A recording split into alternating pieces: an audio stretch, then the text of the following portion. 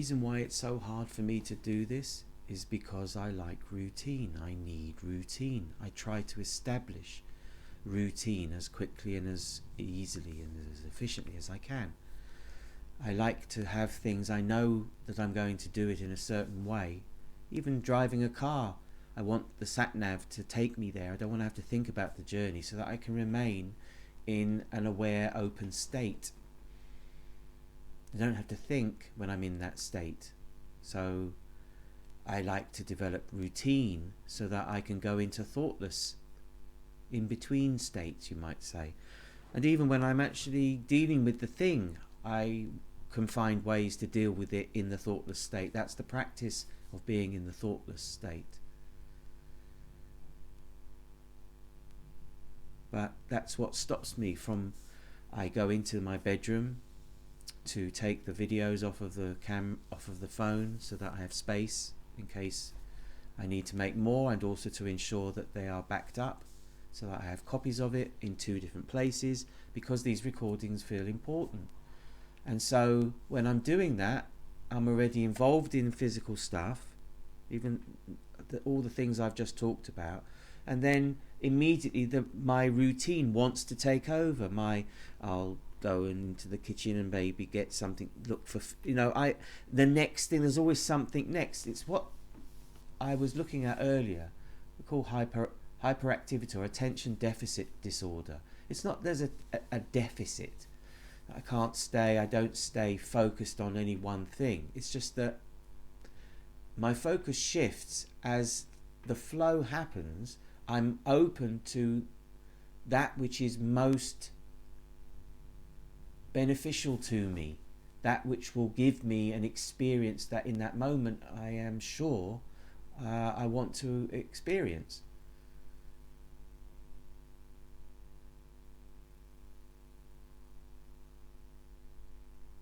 I don't know why I said that. I lost my train there.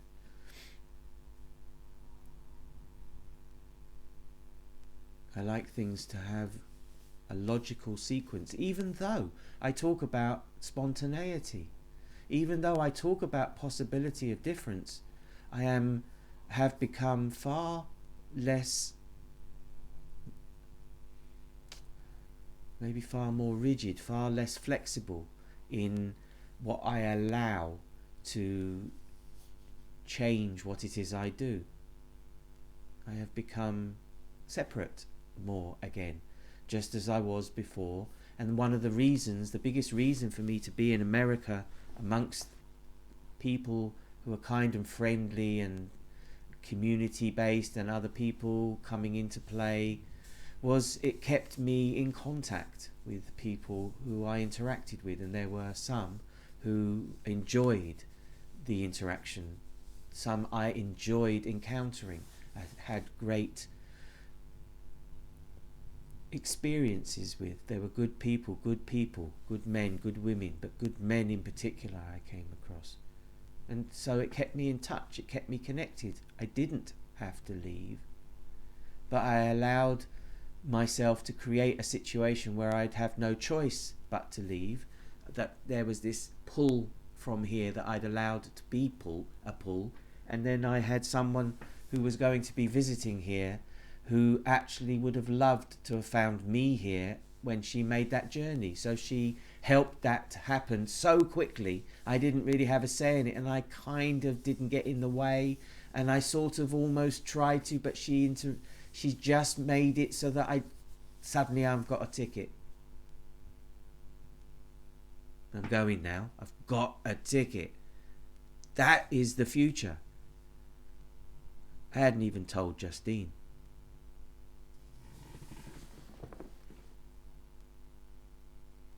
Justine had gone to work as normal that morning.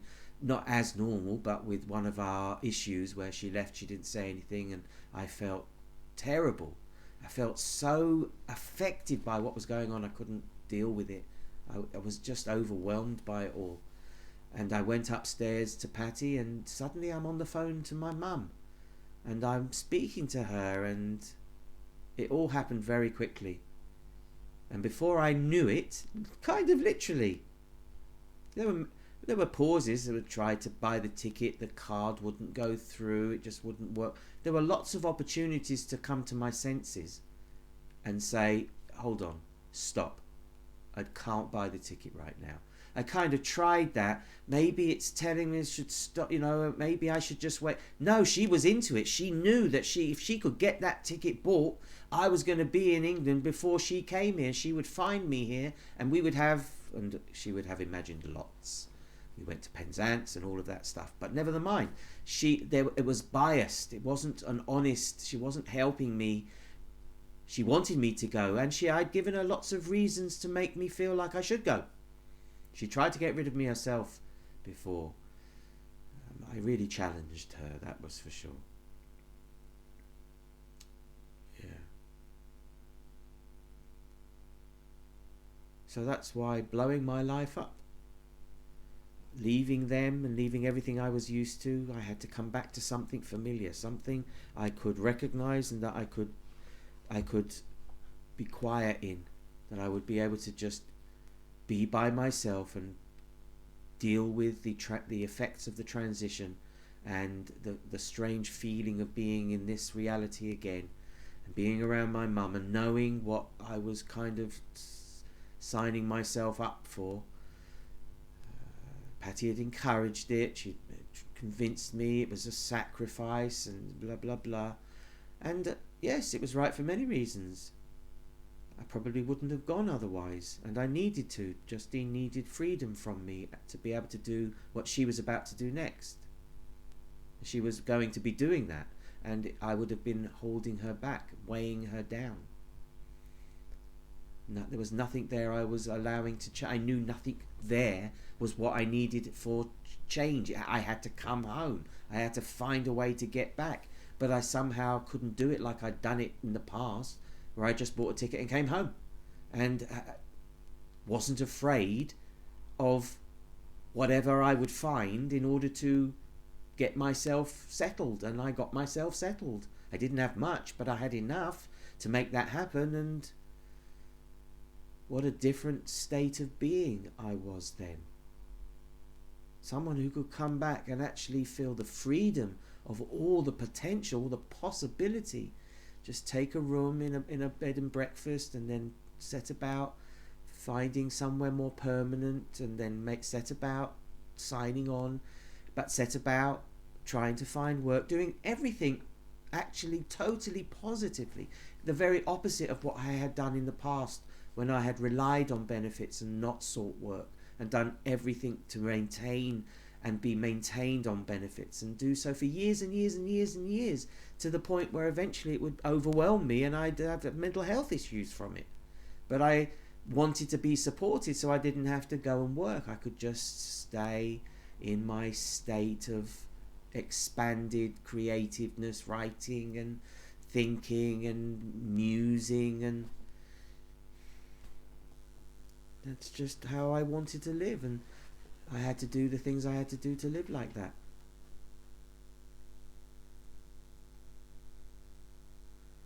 I had to say to myself in the room, just stay present with this.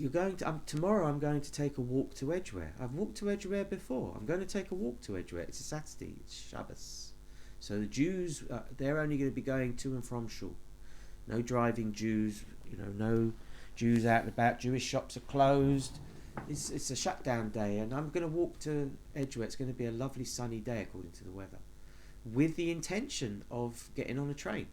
But I have to walk to Edgware. It's kind of how I went to Penzance with Patty. I had to come back after we'd agreed that this was going to happen in the pub. She took me to the pub, bought me some drinks, and then we sort of had the conversation, and I thought, yes, I should come. It seems silly not to go. You're about to go. I can go, and came back and straight away said to my mum, I'm going to go with Patty. I'm going to go away for a few days, have a break. It was at a time when she was perfectly capable of carrying on by herself.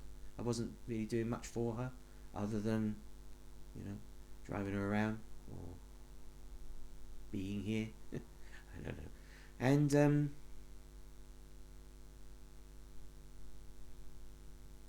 couldn't quite believe it.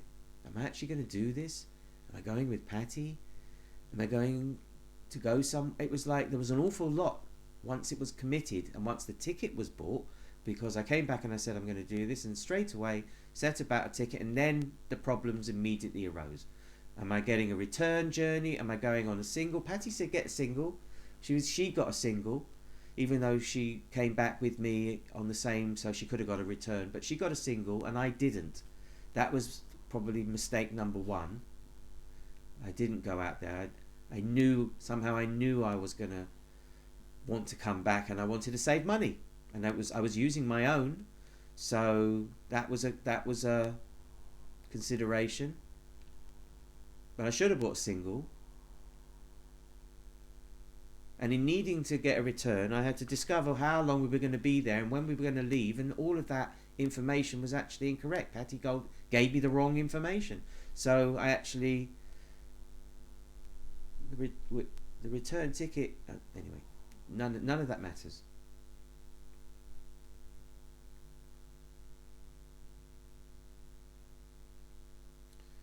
That I wasn't sure about it. There was a point during the night just before I left that I actually felt I should say, no, I'm not going, you go, I've changed my mind. I actually could get a refund. It would only have cost me about £10 of the 130 to have that refunded, and I could have not done it. It would have been a terrible decision not to have tried, because there was also some wonderful experience for me to have there. So I don't feel like it was a mistake at all. But I did start to have those doubts. I don't like it when I have those doubts, because I doubt whether I'm actually making the right decision about things. So I have to keep it simple. So I'm going to walk to Edgware tomorrow with a few bits that would be fine for me to continue walking, and see how far I get, see how long I go for, with the intention at this point, because I can't assume I am going, of coming back sort of Monday, Tuesday. That's just the intention. But I don't feel like I should buy a return ticket, and I don't want to feel like I'm beholden. I'm like a sort of frightened little child, as I have experienced when I went to New York, second time. When I went to New York the first time after Emily to find Lou, I didn't know if I was going to make it. I was so lost, so I couldn't function in the airport after I got what came through passport control. After I went through it all, I was in the leaving place, and there was no Lou, and I couldn't contact him.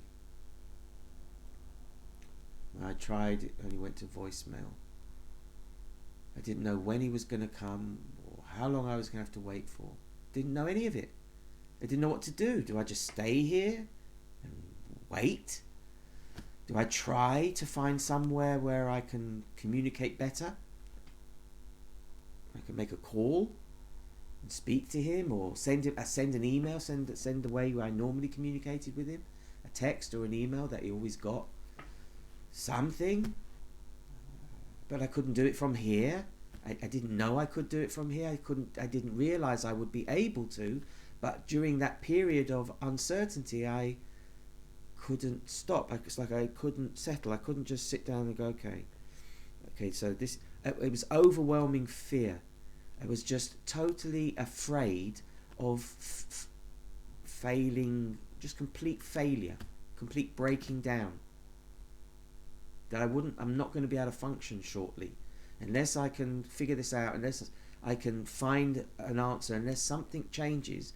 I'm going to have a breakdown, and I could feel it there. Whatever breakdown means, whatever that means, to break down. What? My personality structure, my ego, what breaks down? But that's what was happening. I couldn't function, and it's strange to have gone through that, because actually there was Wi-Fi to be found somewhere else, and once I did, I was able to hear from him, and he's on his way, and I just have to wait. But yet I was almost couldn't function, couldn't think, couldn't make it happen, couldn't understand, couldn't work it out, and couldn't let go and create space so that I could find an answer. I just felt so out of my comfort zone, so completely lost and afraid. I had money. It wasn't that I wasn't financially capable of doing things, and I almost made a mistake of trying to find someone who'll take me into town to find free Wi-Fi, to find Wi-Fi so that I could contact him. It was the fact that I said free Wi-Fi that made him go, no, I don't know. That stopped that from happening, because that was absolutely not the right thing that needed to happen. There was Wi-Fi there, and I was able to contact him. But the feeling of panic that was overwhelmed, that wanted to come through and just overwhelm me, which would cause me to break down. And now I'm in a foreign place where I've got no support. There's nobody, no family, nothing, not even a system that would just accept help. It's all about money and insurance, and I'd have no idea. And I've only just got here. And I felt like I so wanted to be back in England, where at least when I break down, that I've got the ambulance will come and get me, and I go into hospital, and they're not going to try and charge me, and they want a bill, and what's my insurance? It's just help at the point of need. And suddenly I felt very, very vulnerable. And I had help there too. And it just saved me. I was saved. I was supported. But not before I got close to the hopeless place, where it just makes no sense anymore. And then suddenly there's a light that shines through the sky. Oh, that's the answer.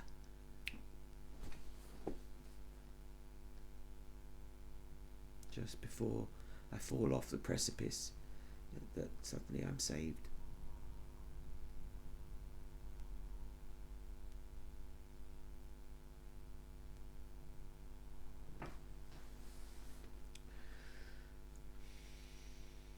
I can't just get on a bus or get on a train and just randomly travel. I've done it once on a bus, an hour and a half one way. Get off, immediately got off. Felt very uncomfortable for a while, bought something, got back on a bus, came straight back.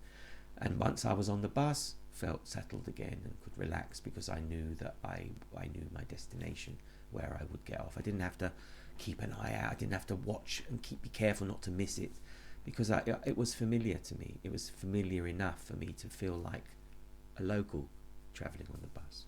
I took it many times, mostly with Patty's card.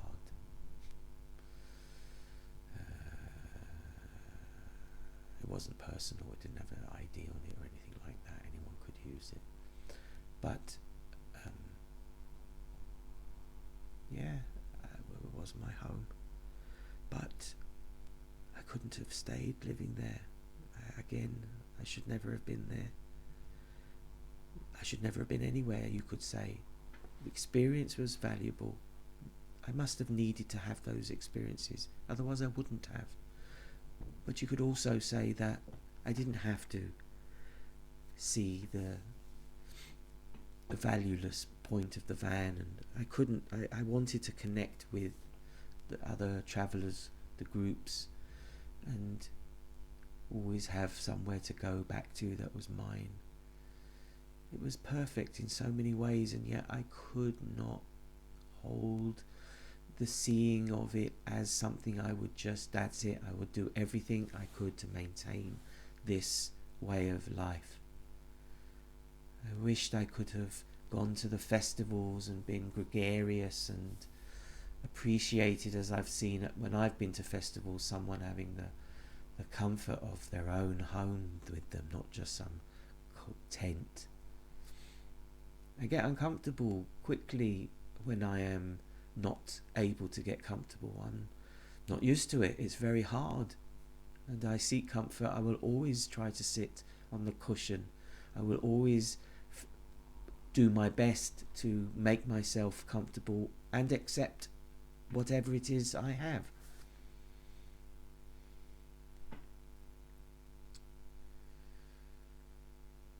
I can't be sentimental.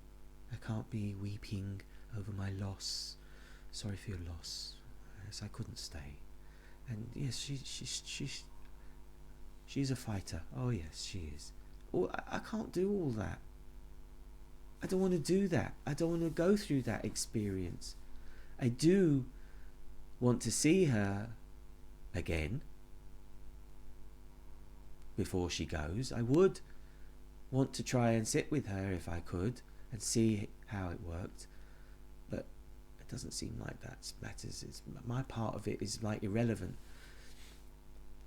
I'm so not supposed to be here. Not for them. This is all about me. This is what has supported me. Mum's looked after me, made sure I had. I tried to get income. I thought we would be entitled to allowance, but they found a way not to give it to me, an unexpected way I couldn't have imagined. So it's had to all come out of her, and it didn't have to. Not all of it did when I would pay, but I didn't pay anywhere near as much as I could. I wanted to. She had plenty. She's got plenty, and I'm her son. So I used her. She used me. I used her. But it's not. I used her. I use her. I allowed her to support me, and that is in a sense was like the conditions for having some kind of relationship. Right at the end, she was there for me at the beginning. I was there with her at the beginning of my life. I'm there at the end of her life. She's there. She's been there for me, and I'm still willing to be there for her. I've been there for her a lot. I have struggled of late, and I have just for a moment imagined I live here now, at least for a while.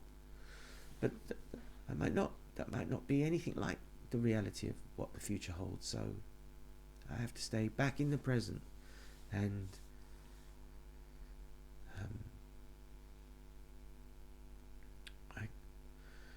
no one expects me to leave now. Go and spend the night in the station, like people do. What do? They try to hang out in the station, or they're outside on the street. I have watched people have a go, even play at the idea of being homeless for a couple of days. So much has to be, if you're going to try and break that, let go of that, you've got to do a lot. And if you don't, if you just sort of are there, then you have to deal with the paranoia, because a lot of people have mental health issues. So if you don't interact in a way that they recognize, they can easily be afraid of you. They could be suspicious of you, and then you have to live in a paranoid state, sort of thing that my junkie friend alluded to when he was on the streets for a while, that you were always in a heightened state of having to be aware, because you never know who's coming to sort of interfere. I wouldn't have to be that. I wouldn't have that fear as best as possible, but still the very thought of, it's okay, well, let's just go now, don't even think about it, because what am I going to do after this? I'm going to have something to eat. I'm going to have something that's, I like, that's here. I'm going to go into my room, and by tomorrow morning things could feel very different. And the thing is, I don't have to go anywhere. I don't have to do anything. I could just walk long that way, but only a day's trip. I don't have to complicate it by doing things that, okay, it's not that I can't come back from. It's not like the others when I've bought plane tickets and I'm going and I'm flying away. That feels very departing. When you depart for somewhere in the same place, you can always get a bus or a train back relatively easily. You can always just get off the train. Emily had to do it once. She was on her way to London and she suddenly panicked. She wasn't quite ready to make the journey on her own. I said, just, okay, get off, get on the other side, come back, try again another time. And she did. And then she tried again another time and she was successful. But just get off and came back. And you can do that. And there have been times when I'm ready to go and I'm taking the flight and I don't really want to go anymore. I've talked myself up into it and it seems like the right thing, and by the time I'm actually going, now that I am going, Sarah's already getting used to the idea. It's definitely happening now, and the freedom that she's been lacking, she now gets to experience. She made bread, she would just do whatever she wanted.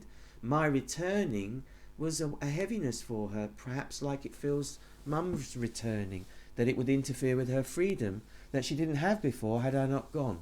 Had I not gone, that she was definitely more oppressed, and there was nothing that she was actually expecting to find in the freedom department. But when I left and didn't like it, so I'm coming back, I've now shown her how it could be without me, and she actually prefers it. She doesn't want me back. I've lost that. I gave that up. It doesn't matter that I've made a mistake. I actually do want to be here. It's already changed and I can't unchange it.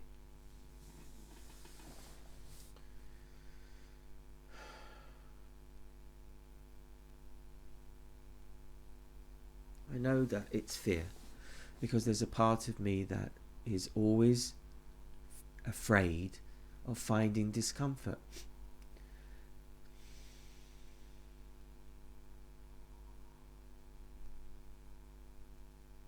Of having no more choice, no other option but to be uncomfortable. I don't know, it would be a challenge not to get that way, and of course if one has some money,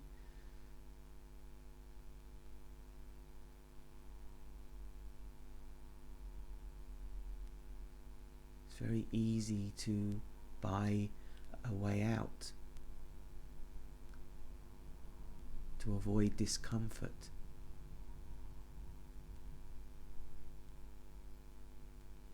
Sort of, yeah. There is a fear of that discomfort. And as I've got older, now I'm 56, I feel it. I feel just sitting in unusual chairs or something, immediately my body tells me discomfort. I've always, even in the most comfortable of chairs, I've always moved and wriggled, never stayed still. There's always an element of discomfort, even in the most comfortable.